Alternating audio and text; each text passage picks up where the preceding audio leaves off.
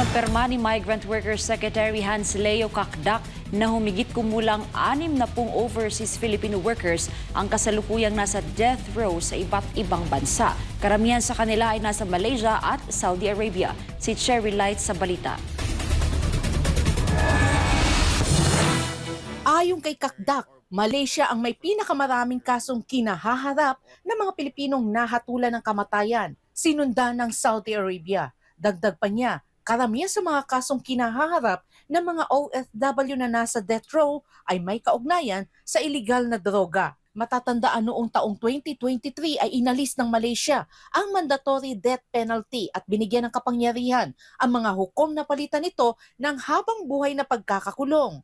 Ayon kay Kakdak, patuloy ang pakikipag-ugnayan ng DMW sa mga otoridad ng Malaysia upang ang hatol na kamatayan sa mga Pilipino ay mapalitan ng habang buhay na sentensya.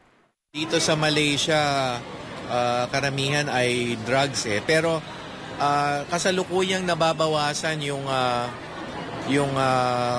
mga death row cases sa Malaysia kasi nagpasa ang Malaysia ng batas kamakailan lang kung saan allowing to commute sentences from death to life. So we are currently in the process of kasi kailangan lang mag-apply kasi. Kaugnay nito, inanunsyo rin ni Kakdak na matagumpay na naipauwi sa bansa ang isang OFW mula Mindanao na dating nasentensyahan ng kamatayan sa Saudi Arabia dahil sa kasong may kinalaman sa iligal na droga. Ang naturang OFW ay nahatulan noong Setyembre 2024, ngunit napawalang sala noong Enero 2025.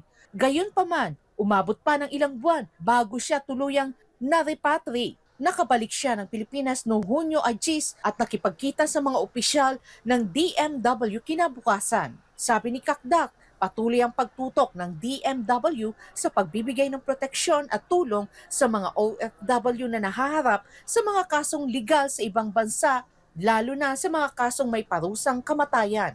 We're happy he's from Mindanao. We're happy that he will be finally reunited with his family. And of course, tinulungan natin siya. Magaling yung abogado natin ngayon doon sa Riyadh. Rest assured, lalo pa natin paigtingin yung legal assistance programs natin. Para sa Diyos at sa Pilipinas kong mahal, Cherry Light, SMNA News.